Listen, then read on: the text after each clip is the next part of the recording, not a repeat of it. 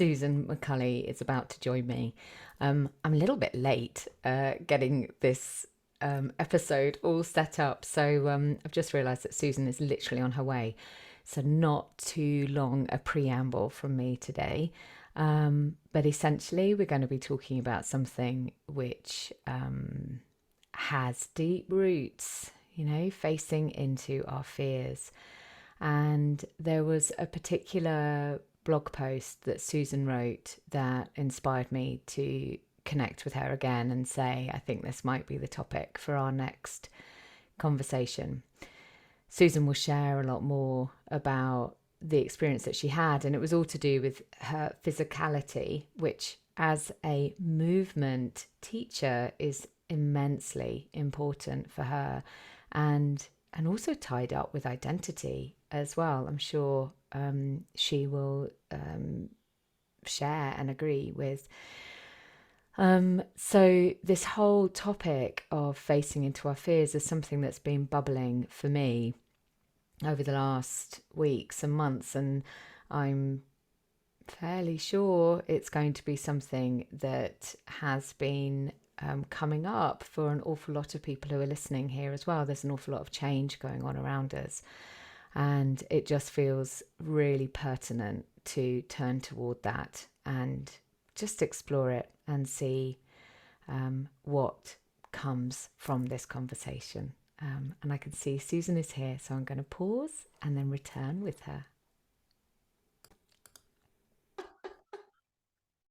Okay, so if I can actually just master the buttons, we are now recording. There we go. So yes, so I was just Susan is here. Hooray, Susan! Hello, my darling. It's so good to see you. And you, so good. So Susan and I just had a very quick chat about this conversation, and if you've listened to our chats before, then you will know that it is likely to go off in all manner of directions, but always bring ourselves home to this core topic that we are going to be discussing today. So settle in and let's see where we go. But there was something that I just wanted to share. I did a very brief intro to this conversation, which I recorded just before you joined us, Susan. And the thing that I wanted to add to it is I have really noticed a pull to do an episode on fear.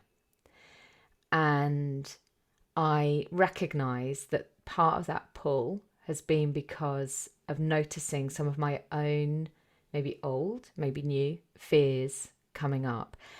And I've been really kind of mindfully watching it and just thinking, okay, so where's the way in? What's the route into this?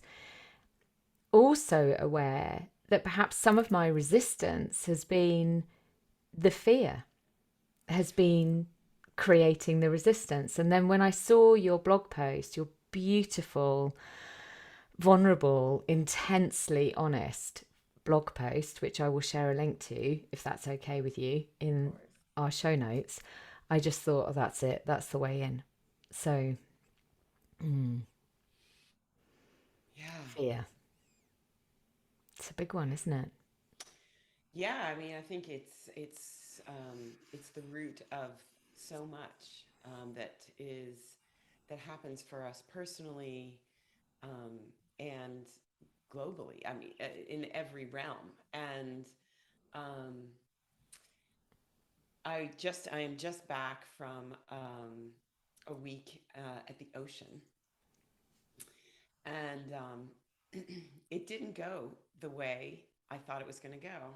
I'm healing a broken foot, and I I think I had just decided that my foot was going to be well enough for me to be prancing in the sand, and it turns out that that's not what happened. And I spent much of the week going back and forth between being just overwhelmed by the beauty all around me, and I just love being near the ocean and the sky, and being afraid. about what was going on with my own healing process and the pain I was experiencing in my foot.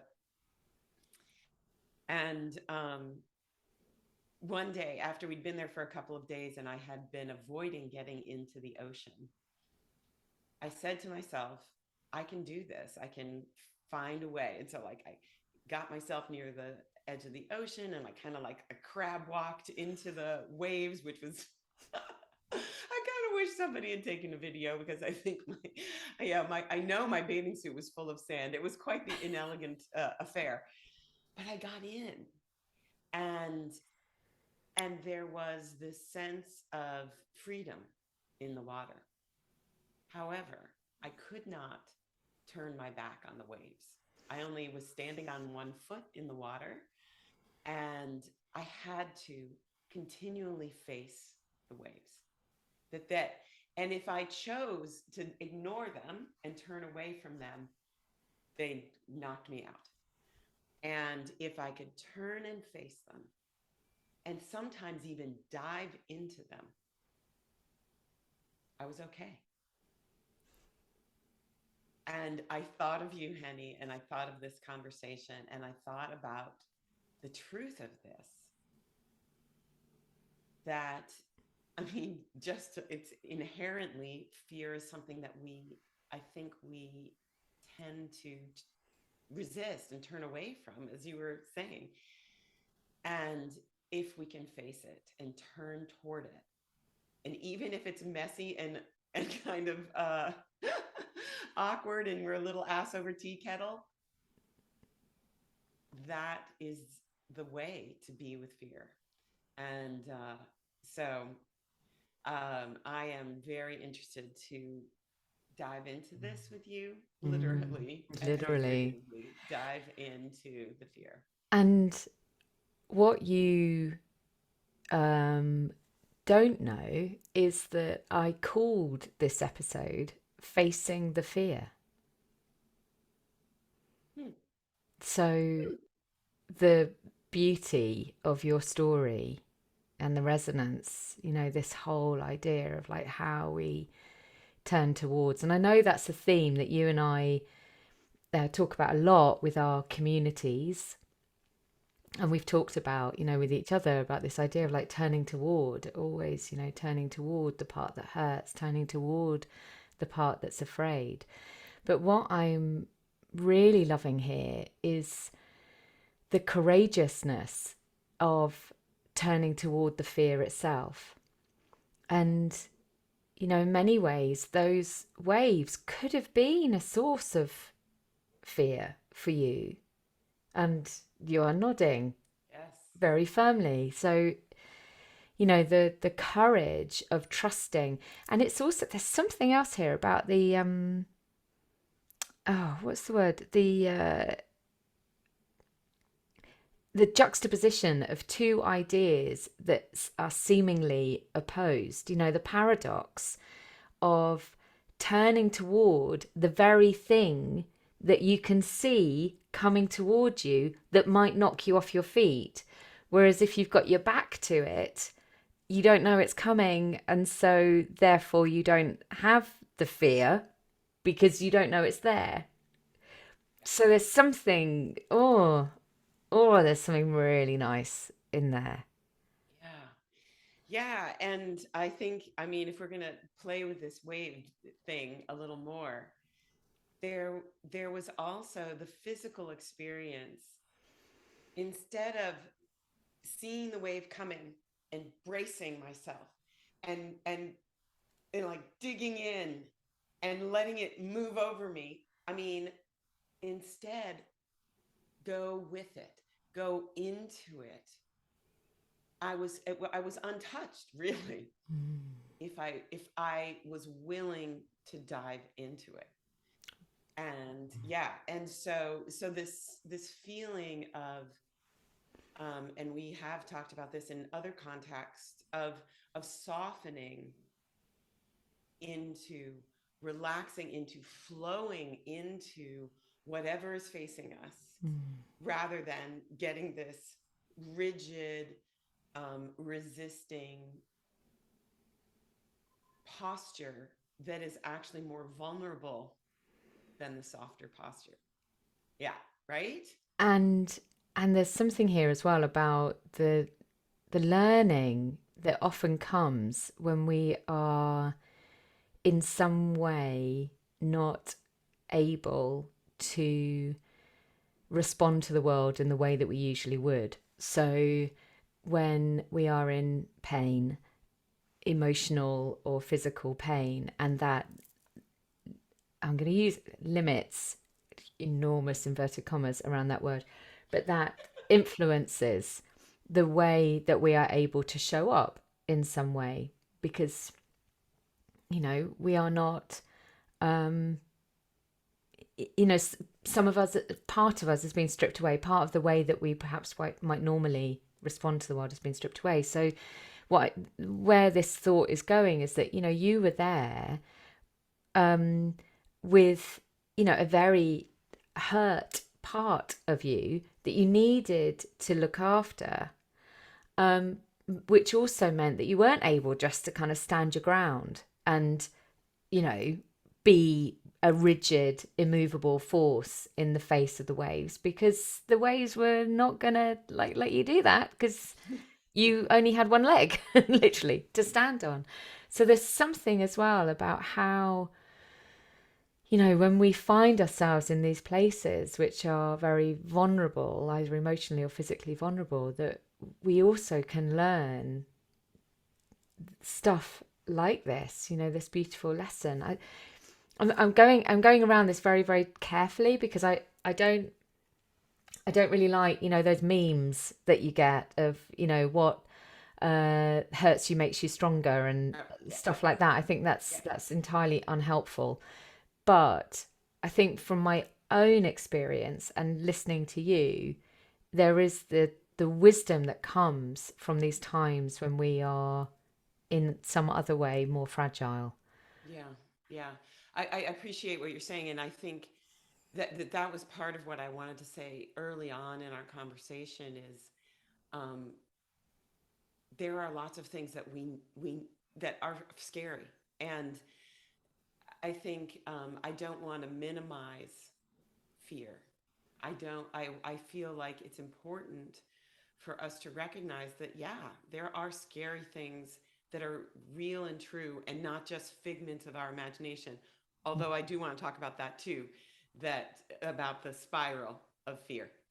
I think that there's something important there too.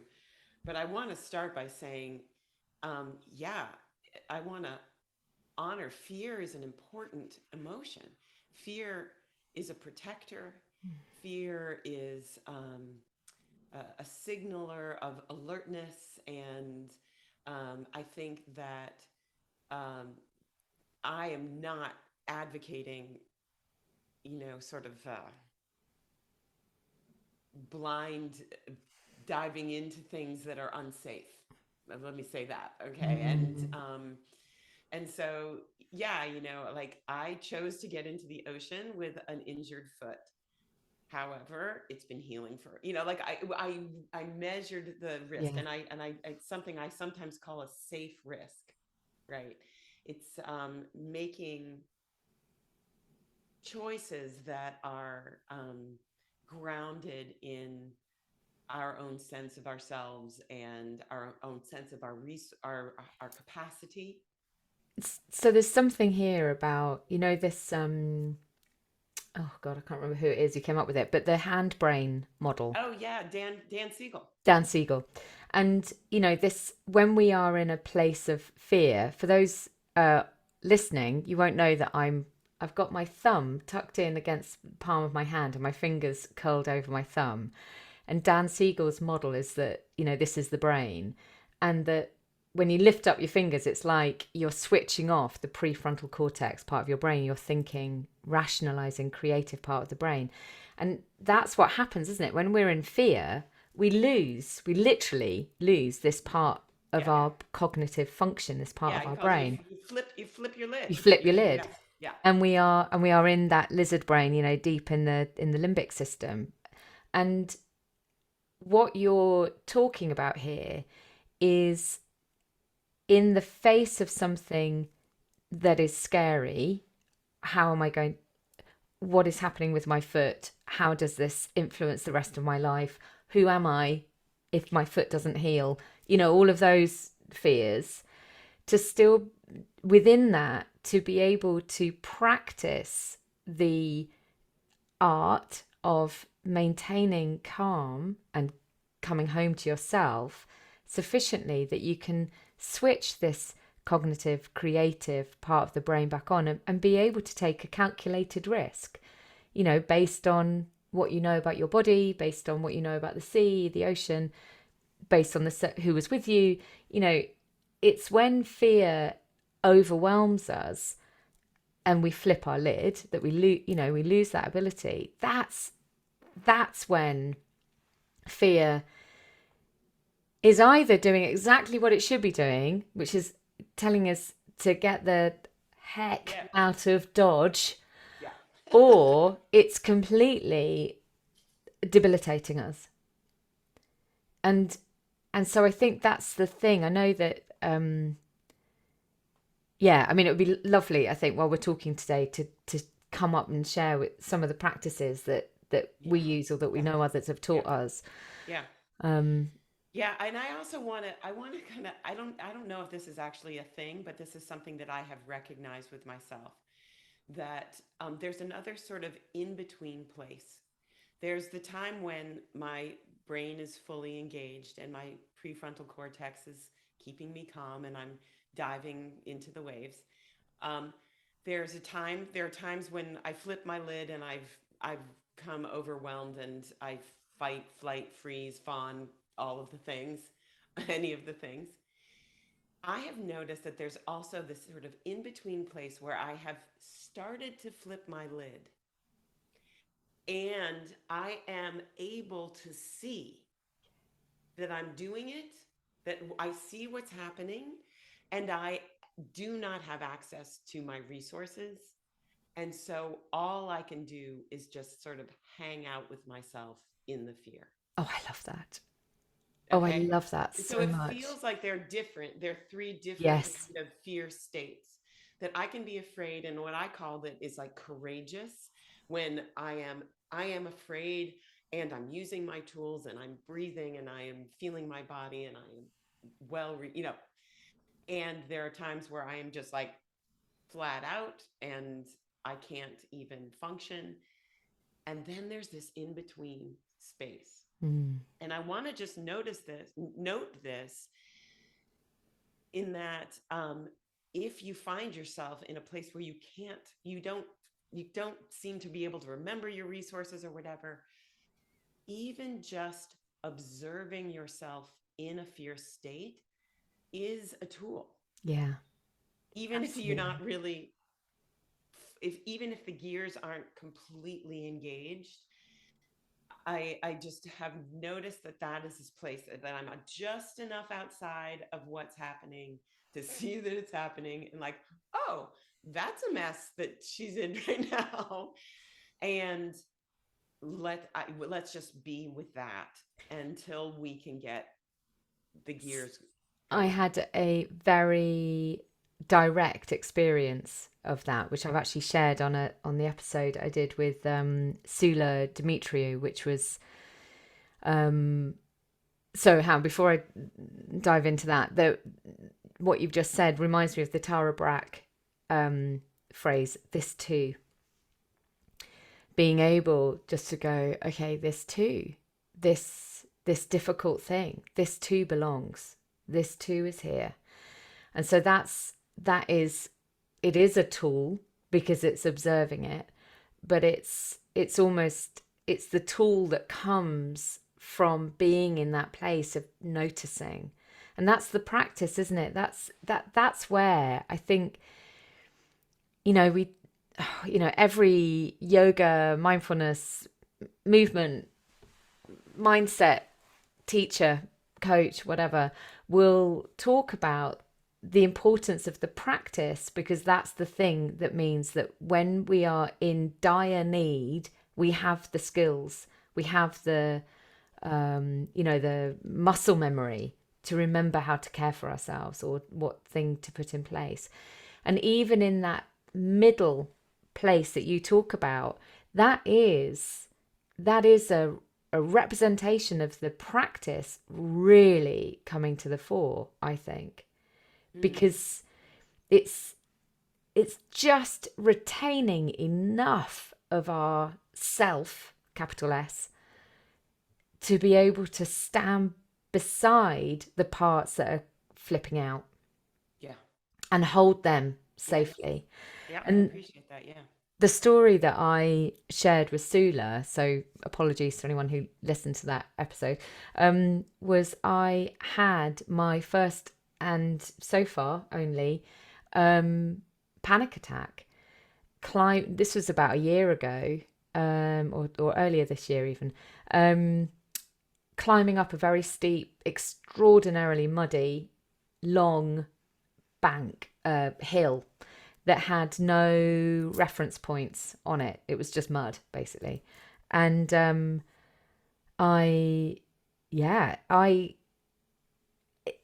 cut a long story short, ended up on my hands and knees with this voice in my head shouting, "Listen to me," and me just absolutely rigid with fear. And I know I don't like going up and down steep things. Like I know that's always been a thing, and I think this was just, for whatever reason, the conditions were such that that part of me just could not cope. But what was so fascinating, and Anton was amazing, he just stood by, but one of the things he said is that the whole time I was like there, kind of gripping the mud and like sobbing furiously, I mean, just, and shaking, I was also saying, "This is great." This is, I can really see what's going on. And I was, because there was a part of me that was separate, that was calm, and that was saying, "Oh gosh, okay, this is happening."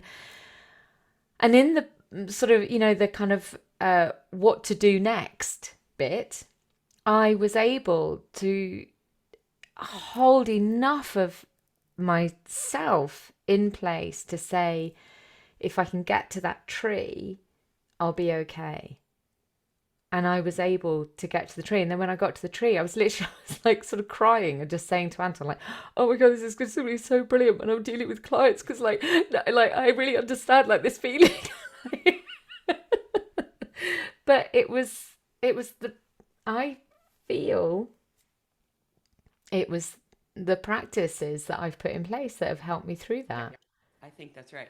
I mean, I think that the larger point that you're pointing to that I think is worth underscoring is that the reason that we practice in low stakes environments when things don't matter, which is, what I do in my movement classes, what you do with your clients and in meditation, all of those practices that we do when it doesn't matter. When, I'm just sitting with my tea and sitting in the sunshine and noticing my breath, it's doing those things that make that's kind of hilarious though that you're like, "Oh, I'm generating content as I am having a panic attack." I totally get you. You are so my sister in these things, because I've had similar experiences. So that's why we practice. Yeah.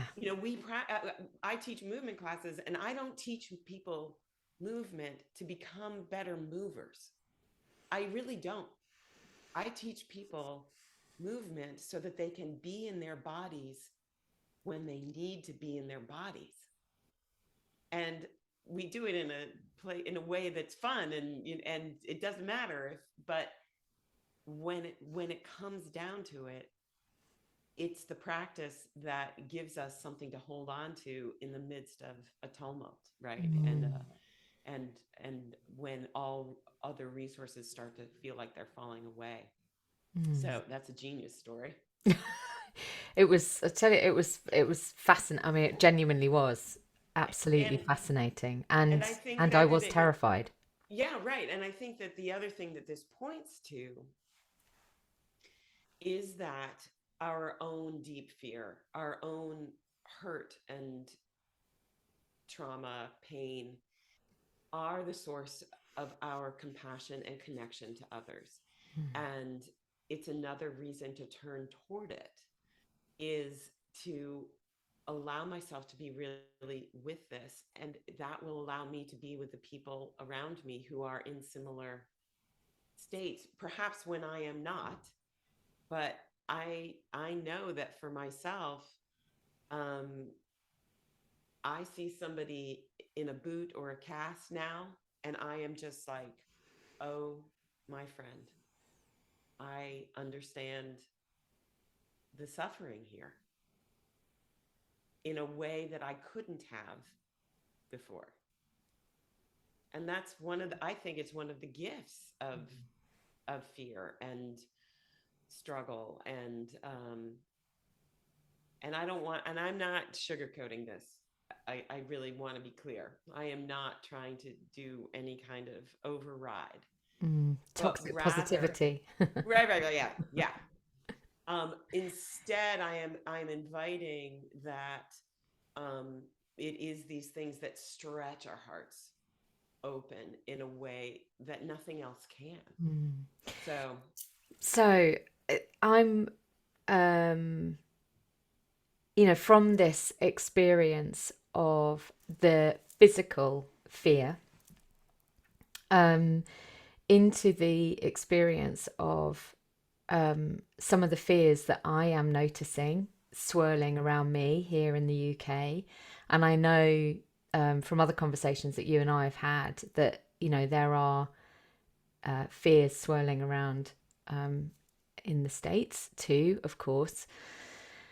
And I think it would be, I'd like to invite them in and just to explore how it is to turn towards those fears as well, because they can feel so debilitating because we have no control.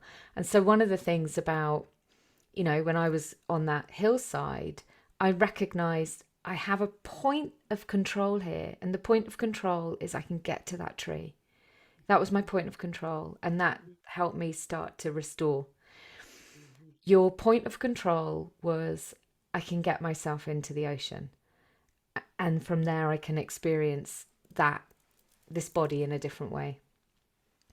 When we have right now, it's September 2022 in the UK. The Queen has just died, and that has been it's had a huge impact across the country. I mean, globally, it's had an impact, but a huge impact. So there's a transition there. mhm, There's also there's a new prime minister in place, mhm, and I'm mindful of different political viewpoints, but that is a transition too. mhm, Um, there's also um, there's an energy crisis occurring at the moment. There's a financial challenge. The pound, the value of the pound has dropped to its lowest point for however many years, decades and decades and decades. So there's a lot of this kind of external stuff going on. And I am mindful, even though I don't watch the news and I don't consume the news in any way other than through conversation with others, I know it's impacting me. mhm, mhm. And that kind of fear feels much harder, actually, because it's nameless, faceless, odorless. How do we know Yeah, yeah, whether we can turn our backs on it or not? Like, you know what I mean? Like, yeah, yeah, where yeah, even yeah, is it? yeah. I think this is. I'm so glad you brought this up, and I think to start this part of this conversation, what I'm going to do is make it smaller Okay. and suggest that, that this is a function of the mind.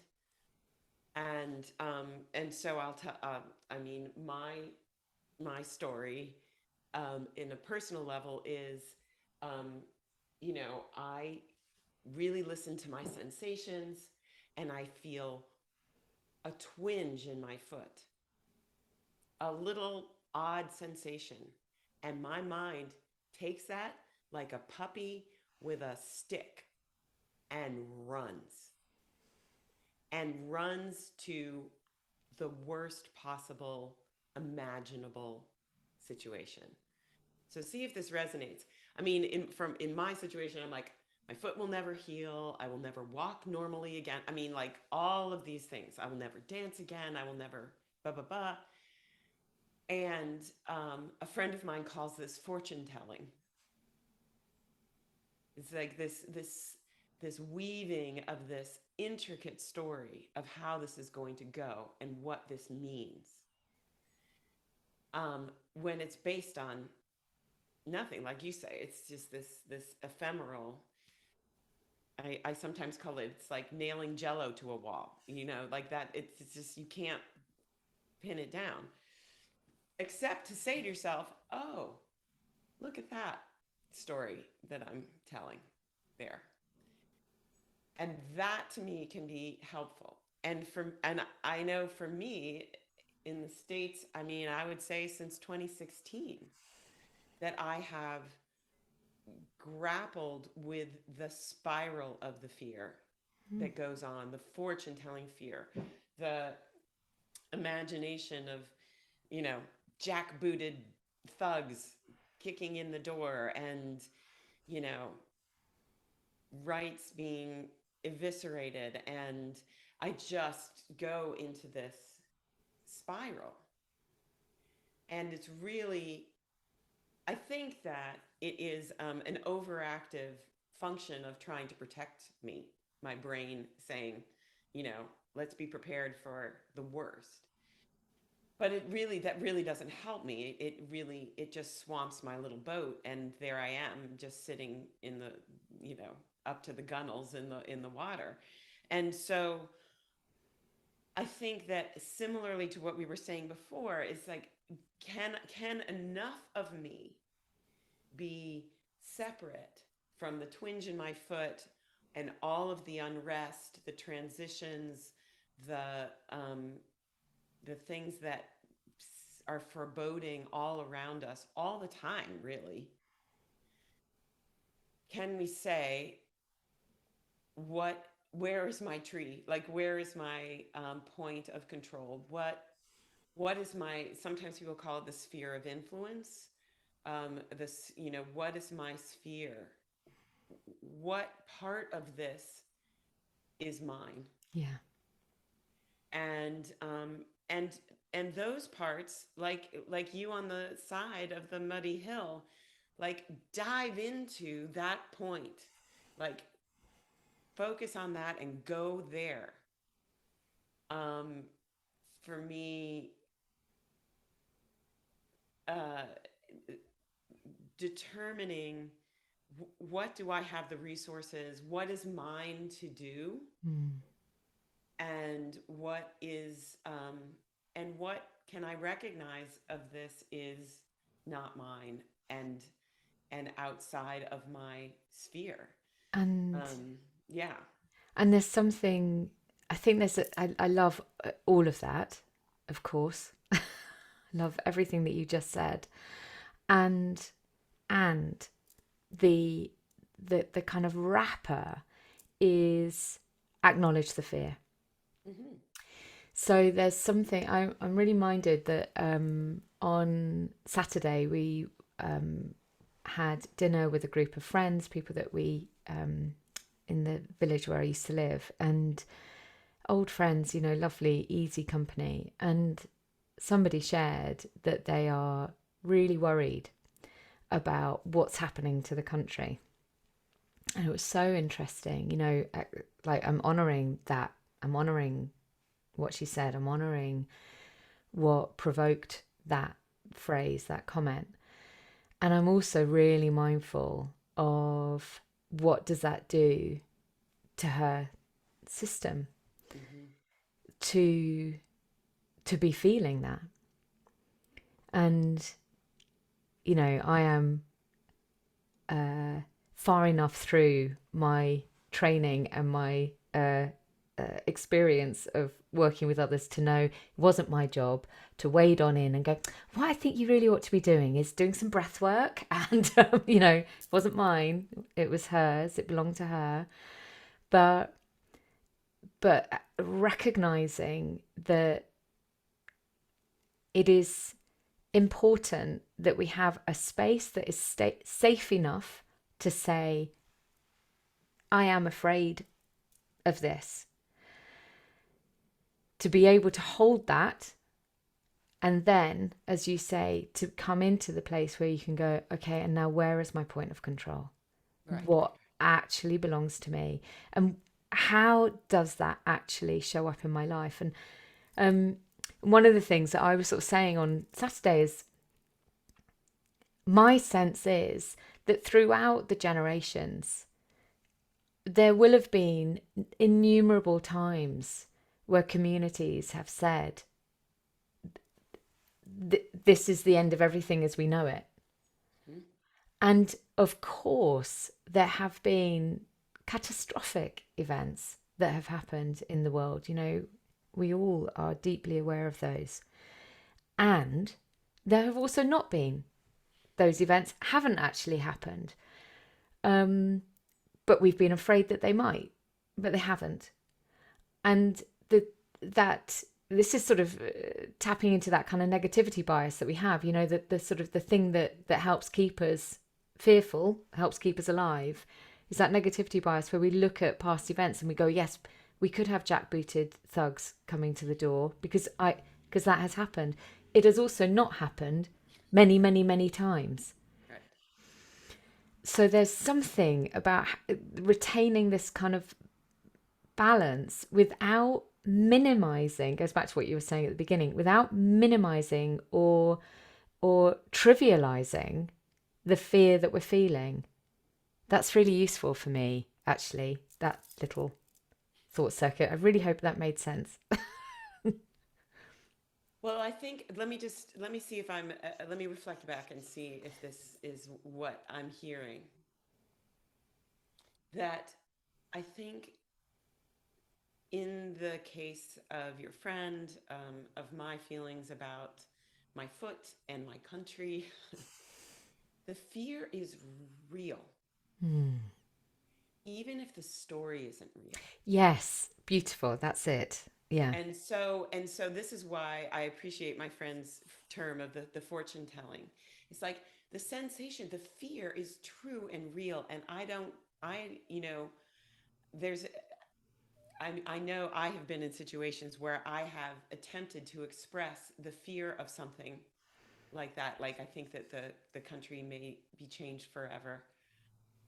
Um, and somebody says, "Oh, don't be silly. Like that's not going to happen," or "That's just you're just catastrophizing," or whatever, which may be true. Believe me, it's totally possible. However, the kernel of the fear is real. And that is where, for me, if I can honor that, and what if I have at least some thread of resources around me, one of the things I do is if I notice myself spiraling into this enormous story, to bring myself back to like the physical sensation. Oh, honey, you're afraid. What does that fear feel like? And so focus on literally what's happening in my body, because that's real. That's real.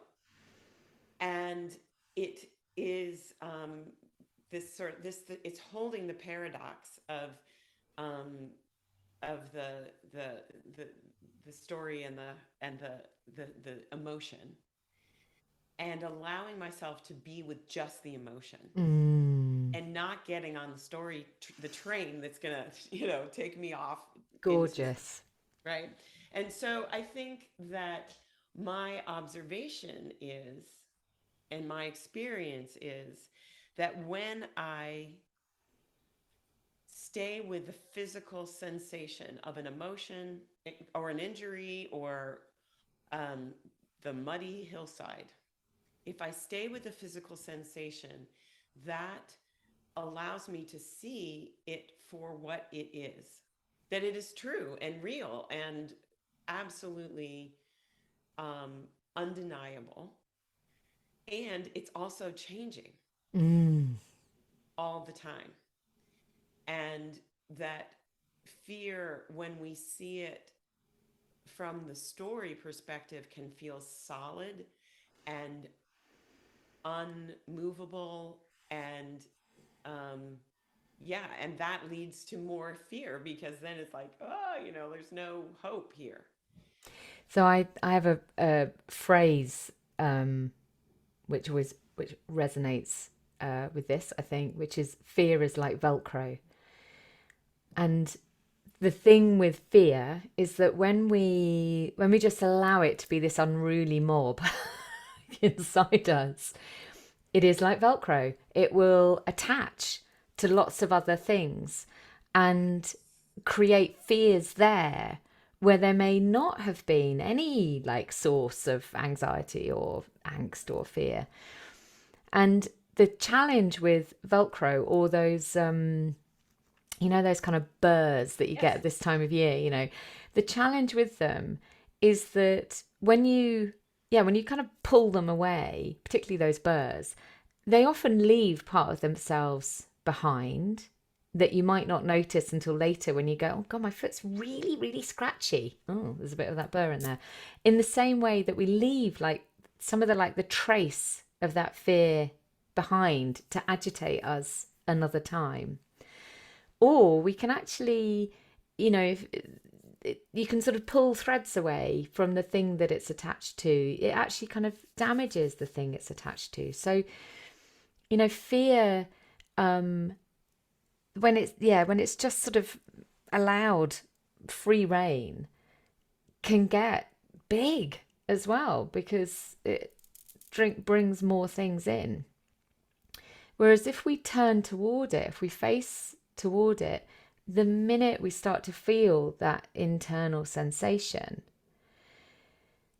we still have the spaciousness to be able to go, okay, I'm feeling this. What is this telling me? Is this Where is this story coming from? Is it an old story that's just got stuck onto a new thing that's happened, or is it something that I really, really need to be paying attention to, Mm-hmm. and I need to be taking action because this fear demands action. Right. And I think this is where that kind of subtlety starts to come in as well. It's like knowing um, the fear is real, the story may come from multiple sources. And the choice that I have in how to respond to this experience depends on what I notice about the feelings and what I notice about the stories and how I employ my cognitive, creative, Yeah. empathetic Yeah. ability to help me move through this Right. rather than just having a knee jerk reaction to Right. what I'm noticing. Yeah. And I think you are right on. And I think there's a little step before there. Okay. I think that there is a place before I am able to say, what is this here to tell me? What what is the next, like you on the hill, like the next thing, this is the next best step for me to take, is more basic than that, is just like the just with almost no words, like pre-verbal of my heart feels tight. Mm. I It feels prickly in my on the outside of my foot, and it's moving. And I'm putting words on things that in the moment of it, I feel flush. I mean, I have a physical sensation when I read certain headlines in my stomach, right? And and so and I don't even necessarily have good descriptors for it. I think that the first thing in order to kind of get my feet on the ground, no pun intended, is to to just drop into what the physical sensation, and that's what allows my brain to come online Yeah. to then get to what you're talking about, which I Yeah. think is that's when our real emotional intelligence, intellectual intelligence, our creativity, our experience Mm. then can come into play. So when I was on that muddy hillside, the the thing that brought me back enough to begin to observe myself was the feel of the cold, wet mud and my hands plunged because I'd fallen. Well, I'd fallen myself to my knees. My hands plunged in that cold, wet mud. And I remember a very clear thought of feeling the sensation, noticing the sensation. So it wasn't a thought, it was a feeling the feeling of noticing the sensation Yeah. of the mud on my hands.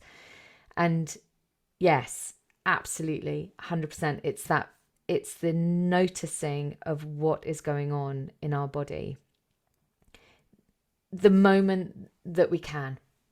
Yeah. And that's the other thing, isn't it? It's very easy to then trip up into the inner critic and the inner judge that goes like, oh, I really should have clocked that a bit faster. I should have known.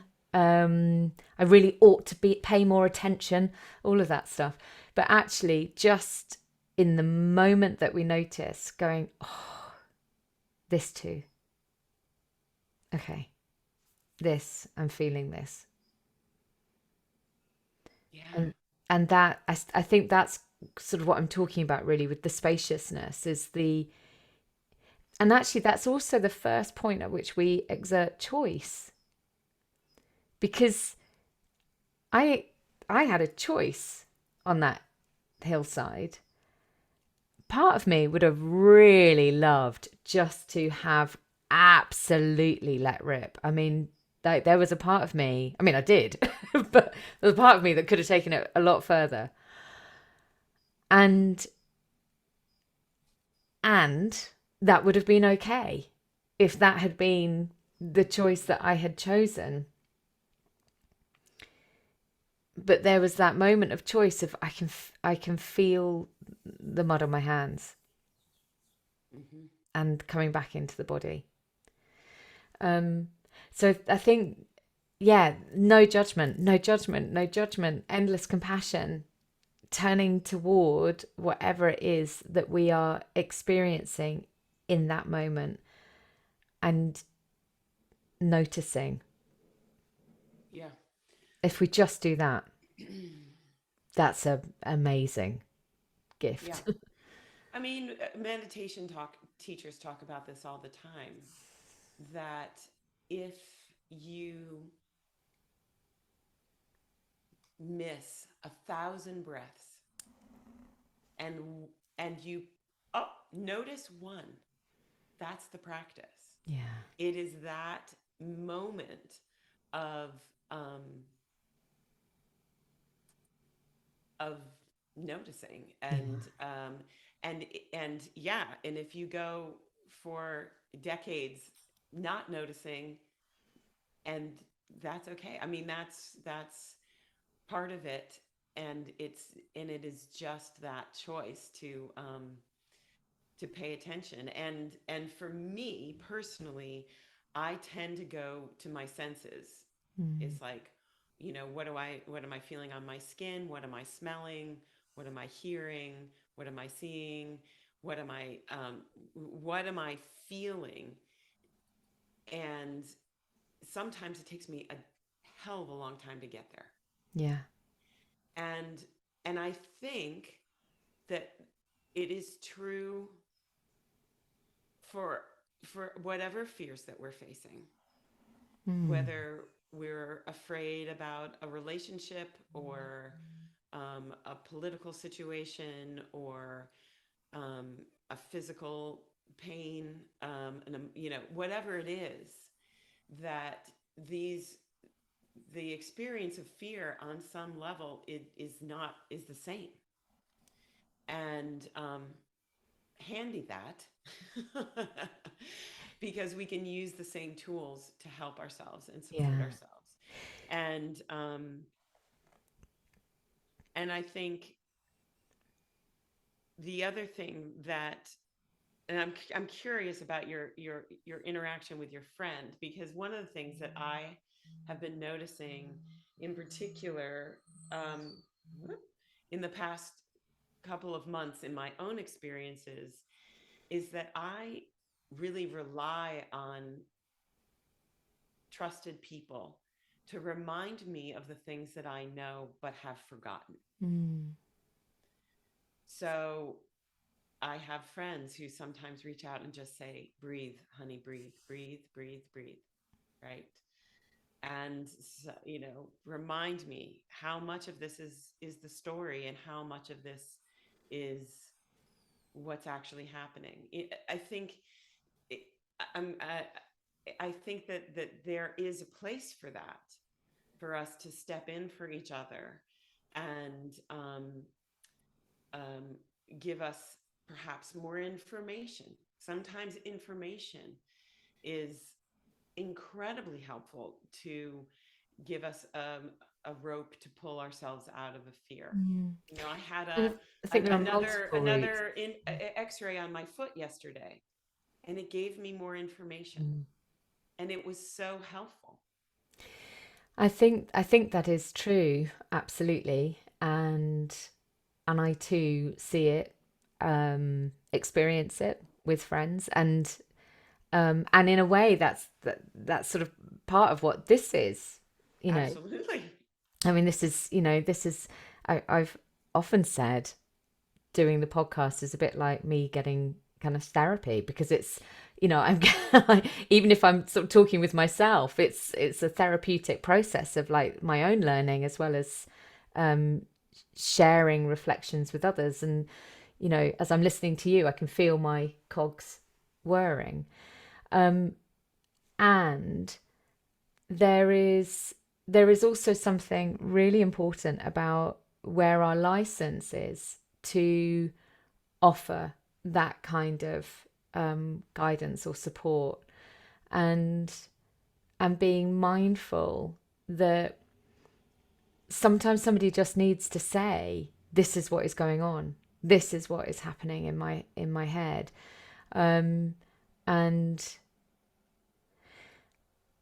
And I think this is where the sort of collective experience starts to become really important in a slightly different way. Because if our collective experience is that everyone around us is afraid, then the transference of that energy, emotional contagion, all of that stuff, impacts us. And we start to notice, I'm feeling a bit anxious, I'm feeling a bit afraid, I don't really know what's going on. And then we create a story for ourselves, because we can't see what it is that's concerning us. We just know that we feel it. But in exactly the same way, when we are with people who are calm, who are, mindful of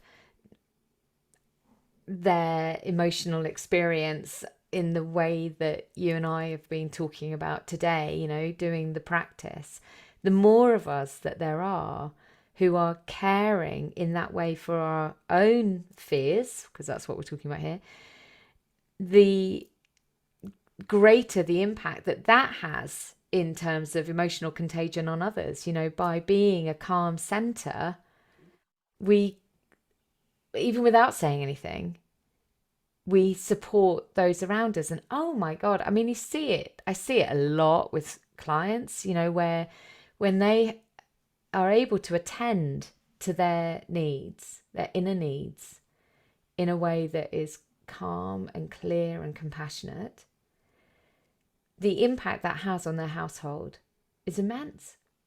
Mm-hmm. And I think the same thing is true societally as well. Yeah. So Yeah. I think some headline of that is sometimes it takes words and sometimes it takes just Mm-hmm. trusting. Yeah. Yeah. I appreciate that. I think that's absolutely right. And what the image that came to me was, yeah, fear is like Velcro, but so is calm. Oh. Mm. Well, calm. So as you just said that, I was like, calm to me feels like water. In the way that water finds a way, water Yeah, is that's the better. That's better. Yes. the only immovable force because of its the energy that is inherent within it, and it will always find a way through.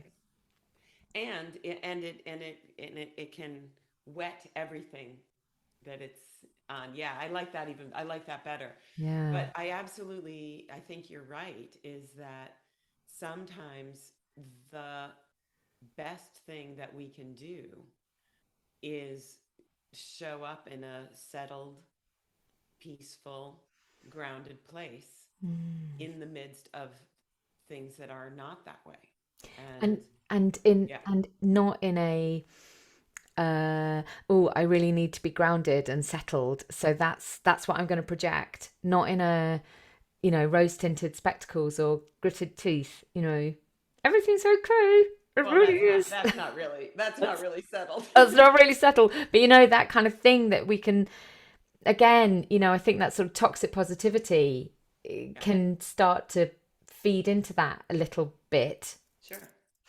So, and that is, I suppose, that is the kind of like the depth of what you've been talking about. The depth of that attention to what am I feeling, physical sensations of what am I feeling.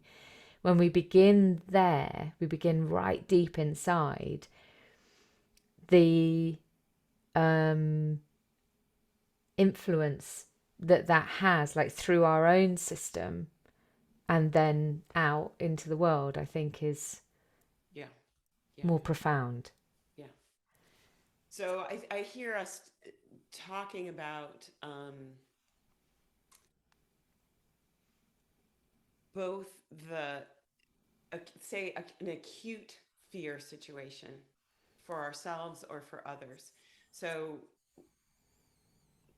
really um, attending to ourselves when we are in fear, and sometimes that may be our own situation, our own experience, and sometimes it's I've been infected by somebody else's fear, and how do I navigate that?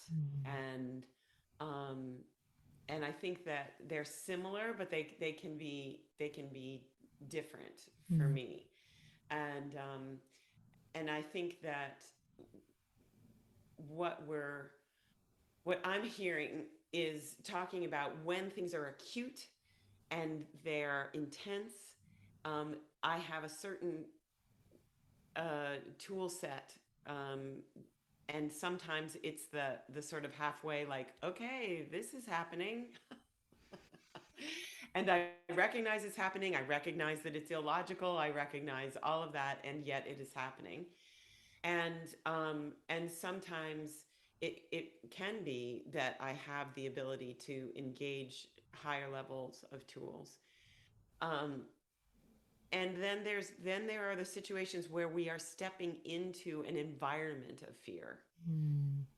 which sometimes shows up on bumper. Do you have bumper stickers in the UK? Yeah. So yeah, sometimes I'm behind a vehicle and go, ooh, there's a lot of fear in that truck. Mm. And I and it can trigger fear in me, but can I tend to that before it starts to become a bigger Mm. thing? And yes, so the contagion of Hmm. fear.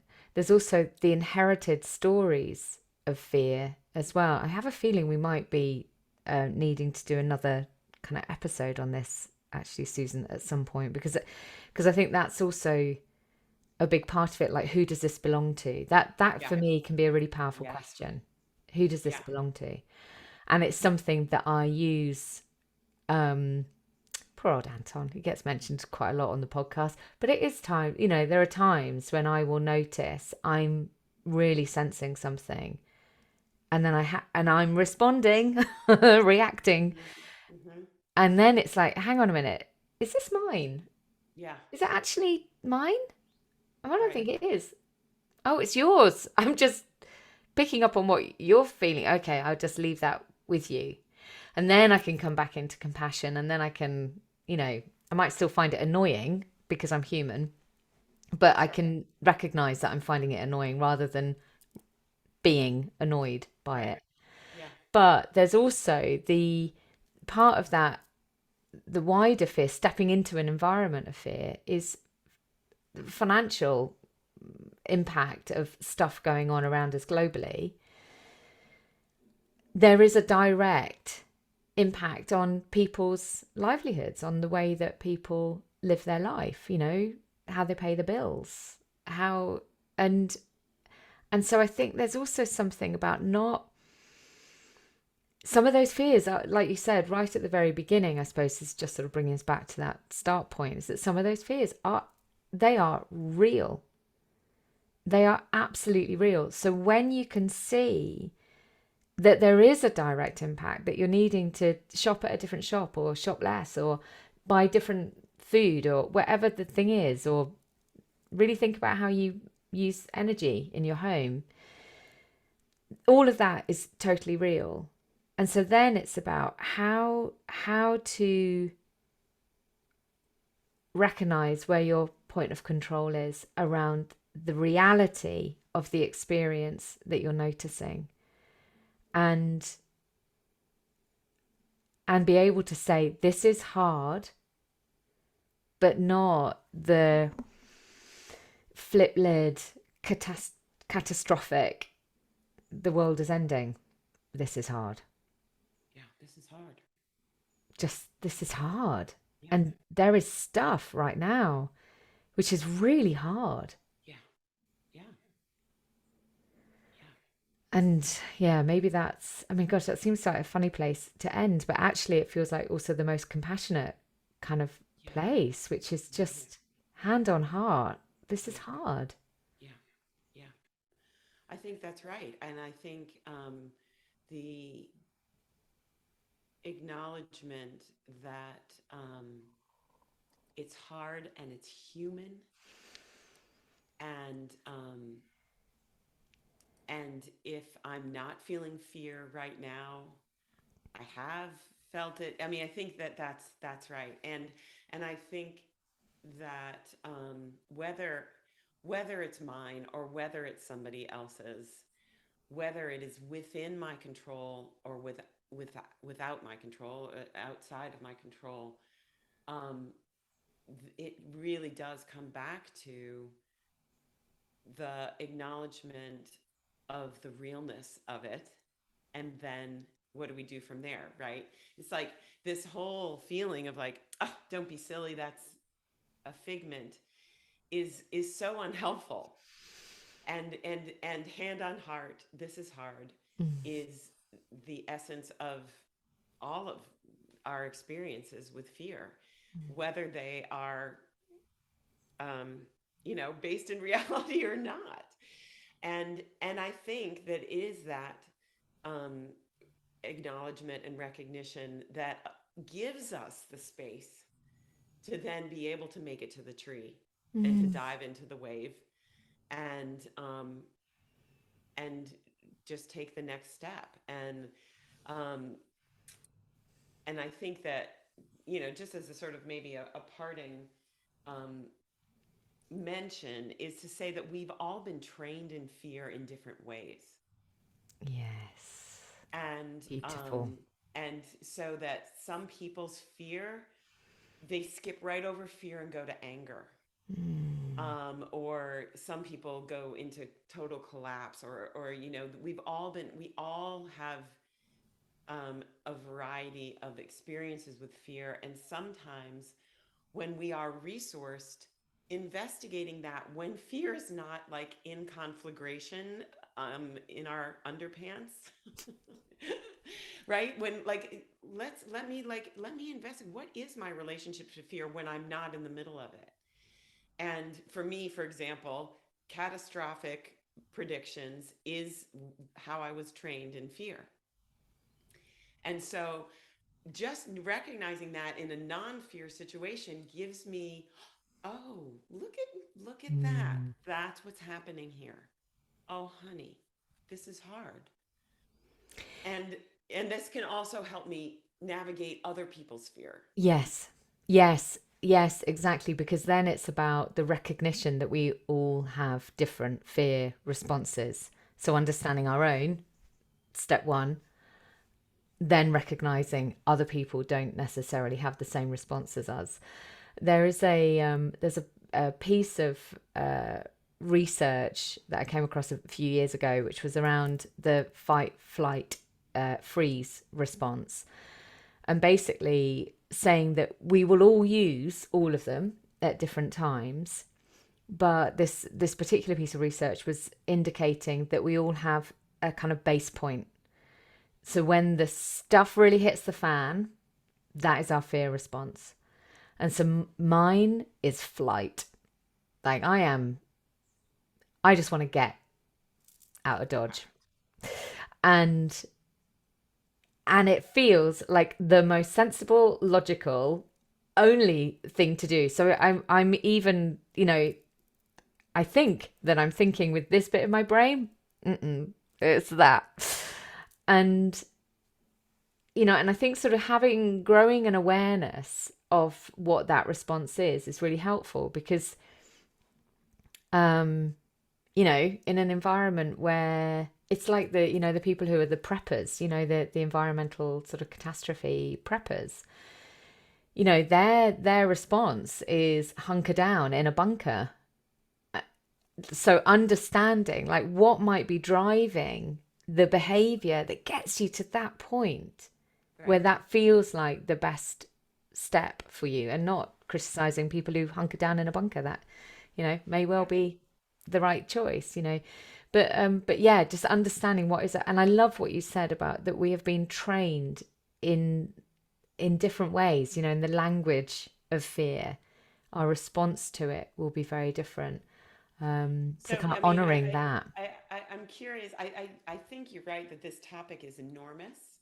So as we begin to wrap up, I feel like what I'm inviting was anybody who's listening, you know, reach out to Henny or to me, but and what is it about fear? Like maybe share what is you what how were you trained in fear?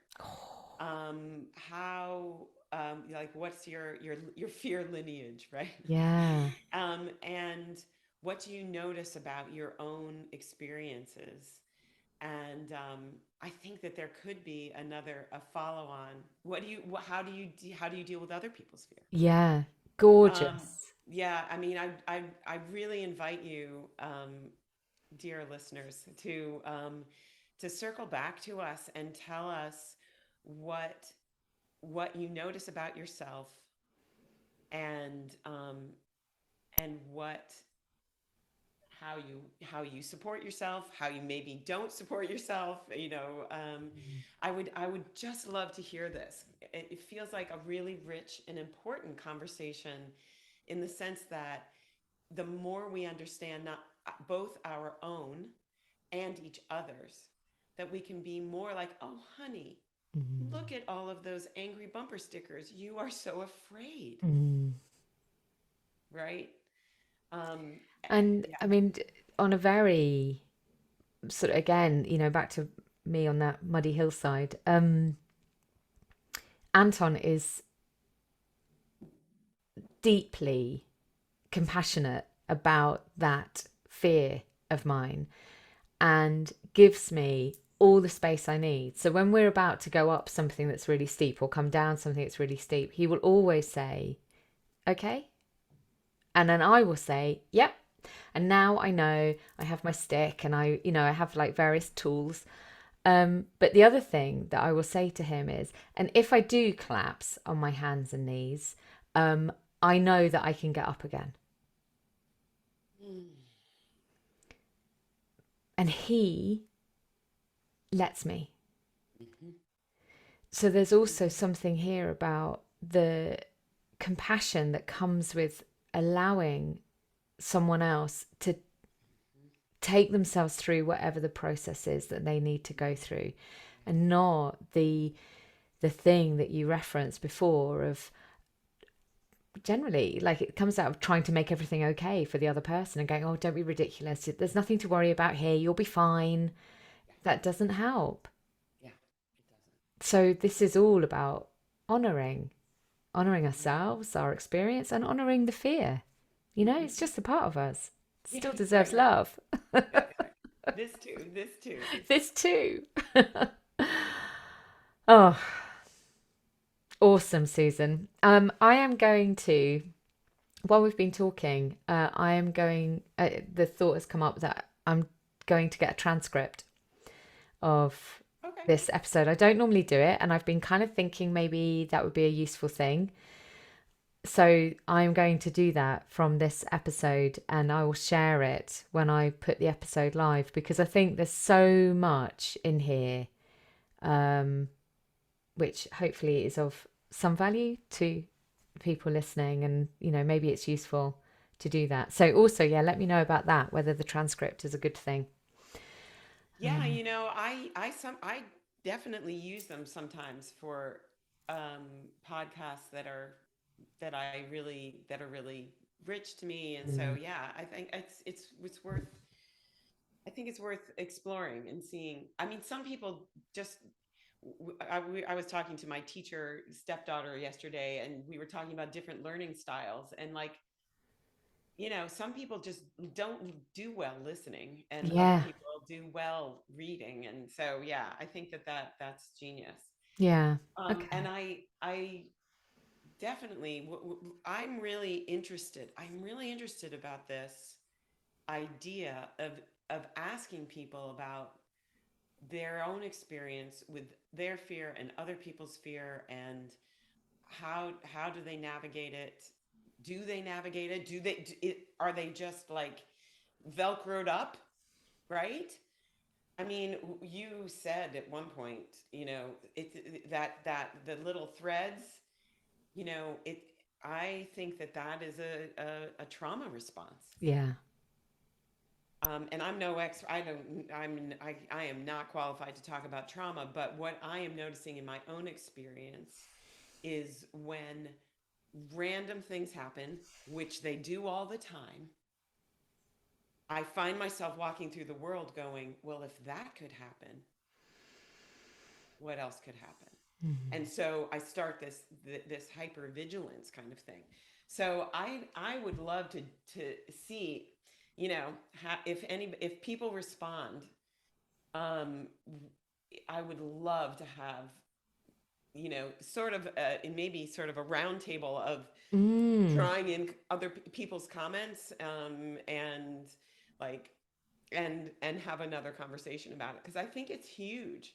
Yeah. Honestly, I it's one of the it's love and fear, right? If you comes right down to it, that's all it is, being human. And so I think it's worth digging into, Yeah, diving I deep think into. such a lovely invitation. And it sparked thoughts, questions for me as well. Like, what is my, we talk often about the kind of languages of love. Well, we talk often. Um, People talk about the languages of love. There are various. In fact, you can Google love languages and do a Sure. kind of Cosmo quiz to find Yeah. out, Yeah. what your languages are. And I'm curious now about the languages of fear. You know, how Absolutely. how do we respond? Really interesting. Absolutely. Mm. Right? I mean, think about Mm. how many um, actions, words, thoughts that may not on the surface look like fear, but they are. That's where they start. Mm. Oh, I Actually, a think bumper that's sticker. fascinating. That would be fascinating. Okay, so let's hone this into a question of what do you notice are your languages, is your language of fear or your languages of fear? Yeah. Um, and and gosh, if you can see underneath that about where they might have come from, that would be a really interesting thing. Oh, yeah. Oh, Awesome. I love it. I love it so much. So yeah, thanks everybody. Co-create the next episode with Susan and me. That would be really wonderful to get that breadth of experience. Yeah. Oh, Oh, darling. thank you. So delicious. So Just so delicious. delicious. So grateful for you in so many ways. And yeah, keep just let me know. Do you have a thought about when you're going to put it up? So it's going to be probably in a couple of weeks. Okay. Yeah, just let me know and then we'll get it on Age of Becoming and I love on Age of Becoming of posing a question with it. So I'll definitely tag that question and like get in on Yeah. the Do you next know, I'm still recording, so this is all still going to go out Oh, on okay. YouTube. Yeah. Okay. Yeah, so I was actually going to say, if you're still listening, that yeah, let's pose those questions into our Facebook groups as well. I think it's really, really interesting and beautiful. All right, Susan, I'm gonna press pause and then you and I can say goodbye properly. But Okay. bye everybody.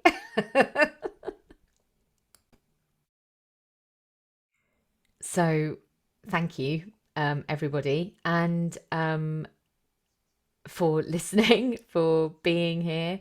And for those of you on YouTube right now, for like sticking with me and Susan as we rambled at the end. I think we'd both kind of forgotten we were still recording. But that point, that question, that Susan and I, well, Susan kind of led us to, we would really, really love to hear what your reflections are on what are your languages of fear. What do you recognize within yourself that may then already does support you in how you recognize and support others in the way that they manage the fears that they're experiencing? There's something really, really rich about this. And I was laughing with Susan because my degree was in sociology with psychology, and a lot of that obviously is about doing studies like this and creating hypotheses about what drives our behaviour. So there's that little part of me that's still 20 at university. She's really curious about what might come out of this, and just email me henny@hennyflynn.co.uk and share your thoughts about fear, or come and join the Henny Flynn group on Facebook. Just search Henny Flynn group. Or come and find me on Instagram, and you can always message me on there. So it's at Henny_Flynn. And yeah, I'd really, really love to hear from you and get your thoughts to help co-create this next episode that we'll do at some point in the future. All right, my darlings, I send you a hug and a wave.